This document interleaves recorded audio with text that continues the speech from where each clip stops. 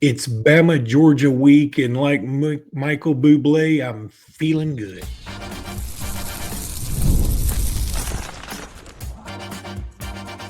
You are Locked On Bama, your daily podcast on the Alabama Crimson Tide, part of the Locked On Podcast Network, your team every day. Hey, everybody, and welcome back into Locked On Bama, AHSA Radio Network's Luke Robinson, that's me. Alabama Internet Legends, Jimmy Stein, that's him. This episode is brought to you by Mazda. We'll talk about Mazda here in just a little bit. I want to thank you every day for being here every day. Thank you, newbies, for being here today. And thanks, everybody, for making this your first listen every single day. You guys are the best. So, Jimmy, it's Bama Georgia week. We're going to get into our game predictions in the second segment and do overall predictions throughout the country and SEC in the third segment. But this segment, let's start off talking about what we think is going to happen from individual players. Okay. And while you are going off on a few things, I'm going to look up and see if I can find some prop bets on Bama over-unders, Georgia player over-unders, and things like that. So you start on FanDuel, of course. FanDuel, of course. Well, I think it's going to be a pretty high-scoring game. And by high-scoring game, I don't mean necessarily 50-50 or 45-45. Probably both teams in the 30s. I think it's going to be close and tightly contested. A game full of big plays. I don't think either team is going to consistently drive the ball the length of the field and score. They both will, but it won't be all throughout the game. I think both teams score primarily via the big play.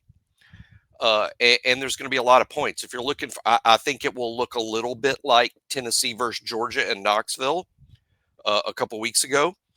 I think it will look a little bit like Georgia-Alabama last year, but there obviously won't be the wild swing last year. I don't think that'll play out again where Alabama gets off to a monster lead, blows it, and then makes a big play at the end to come back and win. I don't think it'll be a replay of that.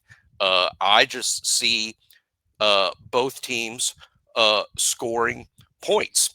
And, you know, in terms of who's going to win the game at the end, we'll talk about that a little later in the show, but I just see a lot of points and a lot of pretty big offensive numbers in this game. Georgia will do so in a balanced attack where they will have some success on the ground and some success in the air, and Alabama's success will be almost exclusively in the air. I'm with you on that. I went on Montgomery radio show yesterday talking about that. Like, the same thing we talked about on the podcast. Isn't it imperative that Alabama get the running game going? I was like, yeah, but just not this week. Because yeah, well, I mean, why? I mean, you got to do what you got to do to win this game, and then you move forward. And look, it doesn't it gets a little easier, but not a whole lot easier. I guess the first thing I'd throw out there, if we're going to be so high on the passing game, if that's what we're going to do you think I'll give you some prop bets here in a second because I did find them on FanDuel. Joey Aguilar was 24 of 36. Now, it's pretty good. He started off something like blazing hot, 11 of 12. I can't remember it. Right. It doesn't say that here. But and then he cooled off. 24 of 36 against Georgia. I'll tell you what, I think Joey Aguilar would have been better off going 24 of 36 and not starting necessarily 11 of 12 or whatever, like spread them out, have the more timely throws on the backside. But he had 4 TDs. Now he also had 2 picks. Mm-hmm. I don't remember the interceptions, but I can remember the touchdowns, and I feel like Alabama's going to have some opportunity there. Now, the one thing that I would challenge, I wonder, do you consider Tennessee's running game better than Alabama's? I do. So I'm wondering if Georgia solidly. So I would say maybe Georgia could play, maybe Georgia was like, okay, you're going to have to prove to us you can beat us in the air. And then he ultimately did. I think Ty Simpson's already shown he can beat you through the air. So maybe Georgia will play the pass more. There'll be more pass defense conscious, I think, against Ty Simpson. Kirby Smart. Some people don't pay a lot of attention to coaches' press conferences. I do. They think coaches don't tell you anything. I think coaches tell you a lot. Kirby raved about Ty Simpson. And so you've got to be respectful to the other team, but you don't have to rave. He raved. I think that's him saying, we better defend this guy throwing the football. He's really good. So I don't think Georgia will defend the Alabama run game like they had to with Tennessee. I mean, the key to Tennessee, so many people think Heupel just spreads it out and chunks it all over because they remember this or that. Tennessee runs the ball effectively every year. And Heupel ran the ball at Central Florida too. He does run the ball, and they have a better run game than Alabama year to year right now. They do. Now, hopefully that'll change in the future. And as to Alabama's got to run the ball to win, I remember, I'm so old, I remember Shaquille O'Neal when he was in his prime in the NBA. And you would sometimes hear this. It's insane. You would sometimes hear this. You go, he's not that great because he doesn't have any range. He scores all of his points on dunks. And they said it like it was some sort of insult. He was averaging like 34, 36 a night. What does it matter where? The production is there. So what I'm saying is, if Alabama scores in the 30s or 40, what does it matter that there was very little production on the ground? They don't measure the outcome of the game based on that. They measure the outcome of the game based on points. So now, I'm not saying Alabama needs to abandon the run game, cut it out. I'm saying they need to work on it. I don't think this is the weekend to do it. I think this is the weekend to score by any means necessary, because the winner of the game is going to be the one that scores the most points, not the one who rushes for the most yards. So Alabama's very good at throwing the ball right now. Ryan and Germ can make plays. They will run the ball. I do think it will look a little better with Jam Miller, actually. But I just see Alabama having a big – Aguilar threw it for 36 times. I easily put – Wait a minute. I'm sorry. Who did Aguilar threw the ball – I'm getting sort of mad about it. Aguilar threw the ball. Did you say Aquaman threw the ball for Not Aquaman again. Our favorite comedic rants about Aquaman. Joey Aguilar threw the ball 36 times. I easily put Ty over 30. If you're saying, okay, then the over-under on Ty, pass attempts 36, I go over 36 just based on that stat alone, because Alabama's going to throw it more than Tennessee did. Okay, so I told you Joey Aguilar stats, and I think that's the one guy we can probably use to compare, because Georgia hadn't played many other people. Now, the other thing I said before I get into these prop bets was, let's work on the running game later. And then I started thinking about the schedule with Vandy and Tennessee and Missouri, and all these teams are unbeaten or one loss or whatever. And I'm like, we just may not get to work on the running game till Eastern Illinois. I mean, that may be the case, but regardless, on these prop bets, and this is why I love FanDuel. So the Ty Simpson over 175 yards is a minus 1,100. So they clearly think he's going to pass. What over 200 yards is minus 500. Over 250 is minus 162. So again, they're still thinking, he's. And then when you get to 275, it's plus 110. So that's about where they think he's going to be. And over 300 is plus 182. I'm going to tell you right now, I'm going to go out on a limb. If he doesn't throw for more than 300, we have no chance. I'm with you 100%, because you better find about 400 yards offense to win the game, if not 450, and you'll be lucky. I mean, I'll be shocked if Alabama rushes for 150. Shocked if Alabama rushes for 150. I hope so. That'd be great. I'll be shocked. I like Ty throwing it for over 300. I do. I think Ty's going to, I wouldn't say sail past 300, because so much. How much did Aguilar throw for? You just had it up a second. 371. 371? Ty's going over 300. I mean, I think, again, if you're an Alabama fan and you think Alabama's going to win, he has to get over 300. In my opinion, I just don't see another route to winning without some kind of through for like stuff you can't produce. Wasn't it around 256 in Tallahassee? And that was playing poorly and behind. And I think, well, not poorly. He didn't play great. I thought he lost his poise. He's gained some of that poise and confidence back. But I'm just saying, I think he threw for 256 in Tallahassee. 254. 254. Okay. And here's the other thing. He was 23 of 43. Now, that was also the game where, I made the comment that his deep balls were so ugly I wouldn't pick them up at the booth. And that's the truth. I think those things have gotten better. I also think we know we know more about who we are. Okay. Yeah. So we may not, uncork it as much as, say, Tennessee did. And that's where Tennessee got some big chunk yards. But I think we are really pretty strong at a hair above dinking and dunking. It's not just, we don't just dink and dunk. It's like dink and dunk plus. Yeah, there you go. I like that. I do think it's primarily short and intermediate. And I think that's what Alabama's going to do. And in some ways, that's an extension of the run game, the short and intermediate throws, the screens, the slants, and again, just something in the intermediate. I think Georgia is going to do the same thing. I don't think Georgia's going to take the top off. They're not. I don't think that's who they are. And again, a mirror image has been a big thing for me this week. I think Gunnar Stockton and Ty Simpson will have similar stat lines at the end of this game. Similar. Let's say Ty throws it a bit more, but I think these cats are really similar players to me. Okay, well, if that's the case, then let me see if I can find Gunnar Stockton here. I'm surely to God they got Gunnar Stockton. Oh, here we go. Gunnar Stockton passing yards. Mm-hmm. Gunnar Stockton at 200 yards is minus 162. Yeah, he'll throw for 200. At 250 is plus 194. So his 250 over is the odds are better in your favor if you bet on it. Like if you win it, is plus 194. Ty Simpson over 300 is plus 182. So, what they're saying is clearly Ty Simpson should be throwing for more yards. And as you and I said, if that doesn't happen, Alabama's in a lot of trouble.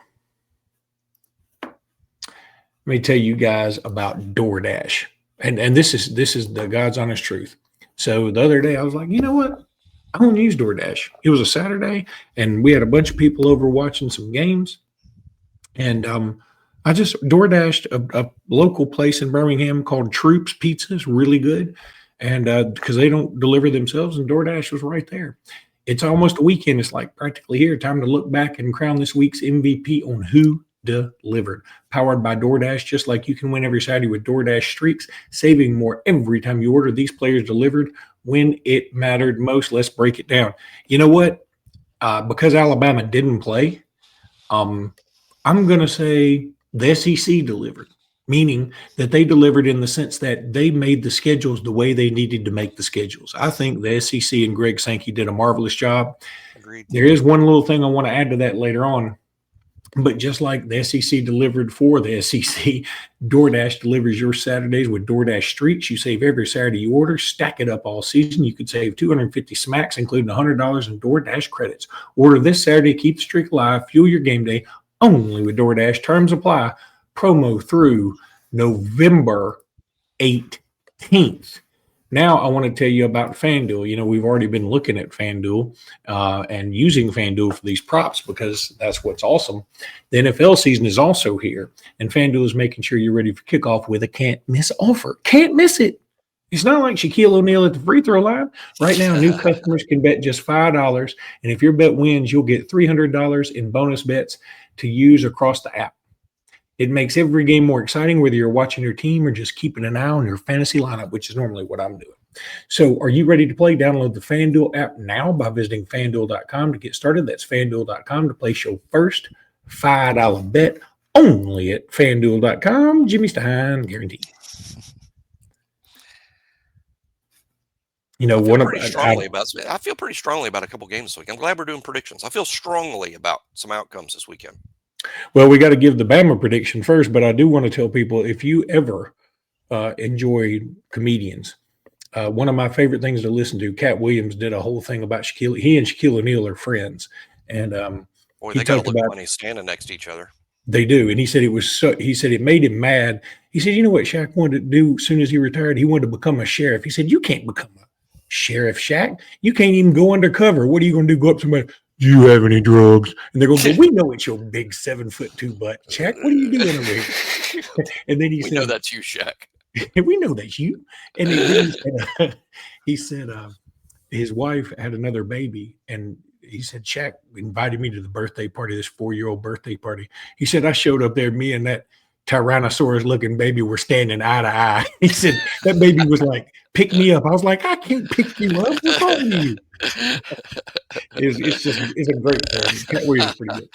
So I'm gonna look that up. Cat Williams is hilarious. Shaq's pretty funny too. Shaq is not bad. And he also said, Shaq, if you pull me over, you're gonna say, can you step out the car, please? I'm gonna go, can you make a free throw? Then I ain't getting out. So anyway, that's where I got that from. So predictions, Alabama, Georgia. All right, a mutual listener buddy of the show. God almighty, worst sentence ever. A mutual friend of ours who's a listener of the show texted me and said, all right, he did this on Tuesday night. He said, give me your actual prediction, not some junk you feel like you got to put on the show. First of all, I don't put junk on the show. I put only what I really, truly believe. I'm going to say this, and I'm also admitting it is coming from a place of pure gumptivity, that Alabama wins 30-28. And I'm going to go on a limb and say Georgia misses a field goal to win the game. How about that for a prediction? Will I survive that? That's another prediction. That's a FanDuel prop bet. I was gonna pick Georgia. I was gonna pick Georgia. I'm picking Alabama too. And when I say I was gonna pick Georgia, I've been saying I was gonna pick Georgia in this game all summer. Definitely after the Florida State game. Last week, I was leaning towards picking Georgia. I would rather, I know I get, hey, you're the sunshine pumper, you're the cheerleader. I get that all the time, and I hear that. But here's what's more important to me. I'd rather be right. I'd rather be right than, and I do think Alabama is going to win this game, and I think it's going to be really tight. I'm going to say Alabama wins the game 37-34 is my pick, 37-34 Alabama. But my caveat, and again, since I was going to pick Georgia this whole time, is I will say this and admit this for sure. The Alabama we've seen so far in 2025 is not going to beat Georgia Saturday. The Alabama we saw in Tallahassee, not even the Alabama that drubbed Monroe and handled Wisconsin easily. That Alabama team's not going to beat. It has to be a better Alabama team than we've seen so far this year. And that's the Alabama team I think we'll see, a team we haven't seen so far this year. And believe it or not, even at 37-34, I think they play well defensively. They do give up chunk plays that end up in scores, but they also make defensive plays that win the game, because I think in the end, Alabama wins because of turnovers. I think Alabama turns it over twice. Georgia turns it over 3 times. That last turnover from Georgia is what decides the game. Alabama 37, Georgia 34. I would love to see a cornerback make an interception. I would love to see that. We hadn't seen that yet. Zabian last year made the interception that sealed the game at the end. I'll go Damani this year because he's been, I think, almost absurdly quiet for a guy who I think is playing well. And I think he sort of announces himself more loudly on Saturday. So I like Alabama to win a close game. But again, the Georgia team we've seen so far beats the Alabama team we've seen so far. I admit that totally. There's also something to be said for the intangible, the mojo, the voodoo, whatever you want. There is a reason that, and we can all try and explain it away. Whenever Alabama goes to Jordan-Hare, Auburn plays Alabama much tougher. The same Auburn team that'll lose at home to New Mexico State will give Alabama everything they want. Now, part of it may be because maybe Auburn, especially these last few years, can treat it differently because that sort of was the only thing they could hang their hat on because they've had some bad seasons in a row. But they even did it like in 09. They did it 11, not a great case, but they did it in 15. They beat us in 17. They beat us in 19. I think Alabama had the better teams, but Auburn was able to win those games. And same thing here with Alabama and Georgia. Alabama's won the last couple of trips to Athens. Yes, they've been spread out. but sort of the same situation where everybody was like, yeah, this Alabama's going to put up a fight, but in the end, Georgia's going to take them. Alabama buried them both times. And then Alabama has also just had Georgia's number. You and I went over the stats about how, the Georgia fans are saying, man, at least Alabama comes to Athens here in the future. Well, we have played you in Atlanta a lot. And it's not like that's a 9-iron from Athens. So, you've had the advantage. And Alabama has had your number for whatever reason. I have no problem saying in 2023, I think Georgia was the better team. Alabama just won. And, frankly, in the national championship game of 2022, especially when the receivers went out, Alabama was definitely the worst team. But take away the last second, not last second, but the late interception return, that score is incredibly close. I think it's fair to say in 2023 and 2021, maybe the wrong teams won both times. Georgia was just better than Alabama in 2023, and Alabama was better than Georgia in 2021. But then circumstances happen, and I know that our staff. I talked to a staff member a while back that thought that we traded games with Clemson that the wrong team won both times. Somebody on Alabama staff say, I think that 2015 Clemson team might have been better than us, but we were better than them in 2016. And the wrong team won both times. I don't agree with the 15 thing because the differential is Derrick Henry to me. Well, Derrick Henry, sure. But all right. Well, let's look, in the end, you say 37-34, right? 37-34 is what I said, and you said 30-28. 30-28. Here's the other thing. I think to actually win the game, it's got to be more like your score. But why am like 30-28 popped into my head Tuesday, and I hadn't been able to get off of it. No, I think that the score is going to be somewhere. I'll be surprised if both teams are in the 40s. And again, I don't. Look, if the final is 30-7, I would assume that Georgia won. Yes. If this game is 17-10, 20-17, defensive battle, no one having a lot of success in the air. Sort of like Georgia there. But I think if Alabama can get some chunk plays, they're going to score a lot. And desperation Georgia, who just cannot lose to Alabama again. I see both teams given 100% in this game. Both teams desperately needing a win. Alabama doesn't need a second loss. Georgia's got to get this Alabama thing off their back.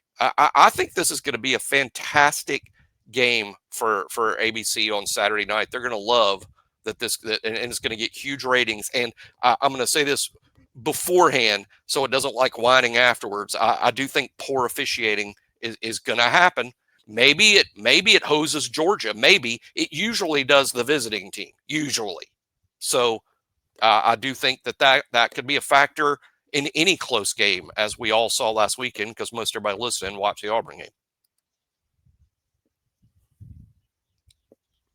Time to talk a little Mazda. This episode is brought to you by Mazda's moving the game forward for those who believe it's not just about playing the game.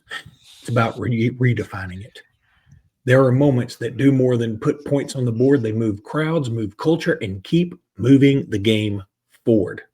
This week's moment that moved the game forward is, I got to pick something else. I'm not going to do the SEC again. Let's just say, how about John Mateer playing with a broken hand for 3 quarters? Yeah, it's amazing. Pretty incredible. We can talk about the officiating and all that stuff if you want to, but playing with a broken hand for 3 quarters, that's a dude. When you follow what moves you, the unexpected is only the beginning. And just like there's more to every highlight, there's more to a Mazda vehicle. Mazda, move and be moved. God dang it.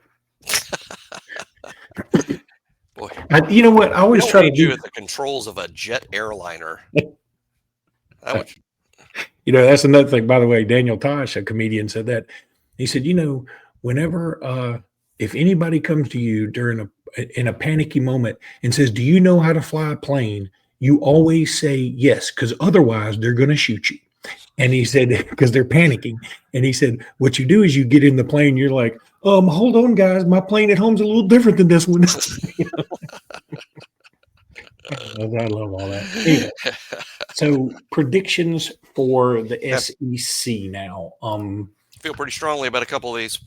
All right. Well, let's start with LSU and Ole Miss, because I'm going to tell you something. My daughter, who I love immensely, and who Is she dating an LSU linebacker? Not yet, but she is 9 going on, I don't know, 38. And that daughter. Okay. Yeah. Newly divorced and ready to mingle again. I mean, Sela is a something else, y'all. But anyway, I mean, I can tell you Sela stories all day, but my daughter has a soccer tournament. Like, they decided to do a soccer tournament on this Saturday. She got a game at 9:50 and another game at 6. And I said, Sela, honey, I love you very much. But I have followed Alabama football my entire life. Yeah. I've only known you 9 years. I've only known you 9 years. Yeah. So, anywho, LSU Ole Miss, I can't wait for it at 2:30. That's going to be a fun game. I think Lane Kiffin, by the way, the Lane Kiffin documentary thing, I didn't watch all of it. It was great. It was really good. The Alabama stuff was a couple of fascinating, I wouldn't say tidbits, but a couple of good Alabama stories. And I didn't anticipate watching it, but I turned it on right when it started and I couldn't turn it off. I'm the same way. So LSU Ole Miss, I think Lane Kiffin brought up a great point this week when he was like, why aren't we getting a night game? If this were at LSU, guess what? It'd be a night game. We get the 2:30, and he said, when we go to Georgia, it'll be a night game. That's not right. I'm 100% on board with Lane Kiffin. At the same time, part of me is like, Lane, you're at Ole Miss. They've been the dump truck of the SEC for a while. Yes, you've got them on the right path. There's no doubt. But you have to take your lumps right now. And so here's my thing. Lane, if you want more night games, win this one. And I'm going to go out on a limb and say they do win this one. And I think Ole Miss's defense, while not perfect and certainly had its troubles against Arkansas, mostly was in the first half. They subdued Arkansas in the second half to a degree. And then last week against Tulane, they shut them down. So I'm going Ole Miss to win this one. I think Ole Miss jumps firmly in the SEC and the playoff mix. If Ole Miss wins, they're in what amounts to almost a playoff driver's seat, and even playing in Atlanta position at 3-0 in the league already with a road win. LSU the same way. If they win this game and get a road win against one of the better teams in the SEC, whoever wins this game's in a nice spot for Atlanta. I've wavered back and forth. This is one that I don't feel strongly about. I see this going either way. I'm going to say LSU wins because I really, really like, and this is the first time I've said this since 2019, I think. I really, really like LSU's defense. That's an elite unit, and LSU behind their defense wins the game. I'm with you on that, and I'm checking out LSU. Here's LSU's schedule. Their schedule is the next 4 games. LSU at home.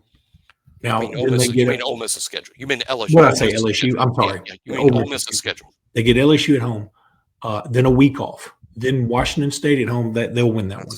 That's nothing. At Georgia, at Oklahoma, back-to-back. Loss. Well, if they are loss, then all the things you said earlier probably go out the window because they won't have anything.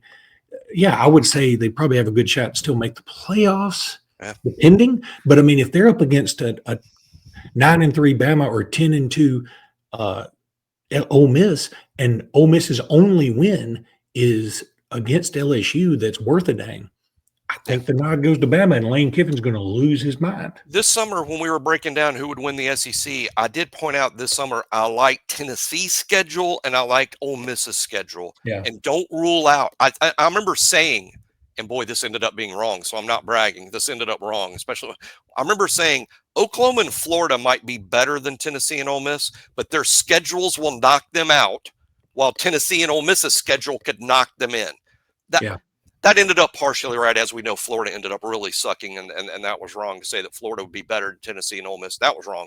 But the point about Tennessee and Ole Miss's schedule still stands. I like LSU to win because of their defense, but that game could go either way, and Trinidad Chambliss is one of the better stories in college football. He's going to start, if you didn't know that, for Ole Miss. Yeah, well, Lane said it wasn't totally decided, but everybody else thinks it's decided. So, and I think Lane's really bad at keeping secrets, as we know Joey Freshwater is. So let's run through these other ones quickly. We're running out of time. Auburn, Texas A&M. I mean, Texas A&M 6.5-point favorite. Horatio Fields, who's not like Auburn's best wide receiver, but he is a very dependable wide receiver, broke his foot this week. He's out for a while. I like Texas A&M here. I mean, again, I just feel like Texas A&M is a better team. Auburn also is. They go to Oklahoma. They've been dealing with all these distractions this week, not only the officiating stuff and the loss stuff, then the Bruce Pearl stuff, and then Horatio Fields gets hurt. And now you got to travel all the way back out to College Station, which isn't a fun trip. I think Texas A&M wins this one by 10. A&M wins and covers. A&M's a better football team than Oklahoma. Let me tell you this. Tennessee, Mississippi State is sneaky, sneaky, sneaky. I think Tennessee wins. I will predict Tennessee to win. It's not going to shock me if Mississippi State puts up a good fight. They're going to clanger, and they're going to give it all they got. I don't think they got enough horses, though. Mississippi State early makes this tight in the first half. Tennessee just pulls away. Too many good players compared to Mississippi State at the end. I'm going to say Tennessee wins and covers. They got to cover a number. I think Tennessee wins and covers. Where I won't be shocked is if Mississippi State covers. I won't shock me. What will shock me is an outright upset. All right, here's my Luke Robinson pick of the year for the week. That is Arkansas upsets Notre Dame straight up. I'm going to say they do too. I agree. I'm going to say they do too. I like Arkansas to win the game. Relatively high scoring with Taylor Green being a massive star in this game, and Notre Dame just but I think a lot of us are pulling for Arkansas. I think there's going to be a lot of Arkansas will beat Notre Dame picks, and I can't help but wonder if that's subconsciously a lot of us pulling for Sam Pittman, because about the only way he keeps this job is a big win in this. And I think a lot of us him if he loses. A lot of us subconsciously are just picking Sam to do well and win. So I'm with you. I think Arkansas wins, and I said this about Arkansas before. I think they finish something like 5-7, but they can beat anybody. And this weekend, I think they beat anybody. All right, Ohio State, Washington. Does Washington have a chance? That line's dropping. Yes. Yeah, I'm with you. I'll go ahead and say it because I think Washington in an upset, and Damon Williams being one of the better quarterbacks in the country that people aren't aware of. Williams. I think Ohio State wins, but it's close. And I think, and by the way, that's a game I wish Alabama would schedule a home in Washington, because I've been to that stadium just on a business trip to in Seattle and just seen it. It's gorgeous. I would love to be there. Finally, Oregon, Penn State. It's at Penn State. A lot of reasons to go with either team here, and I've seen it all over the place. In the end, I'm going to pick Oregon to win. This is the game Penn State never wins, so I'm picking Penn State. Look, they think they're a national champion. If you're a national champion, then you win this game at home. You might not beat them in the playoff. You might not beat them on the neutral field. But if you're that good, then you win this game at home, and I think they will. I think Penn State wins a tight one. It's been a minute since Oregon's lost a regular season game. So, all right, that's going to do it for today's pod. We'll be back tomorrow, at least I will, with a crossover with Locked On Georgia. And then Jimmy and I will be ready post-game, post-Georgia. Until then, roll tide, everybody. Roll tide.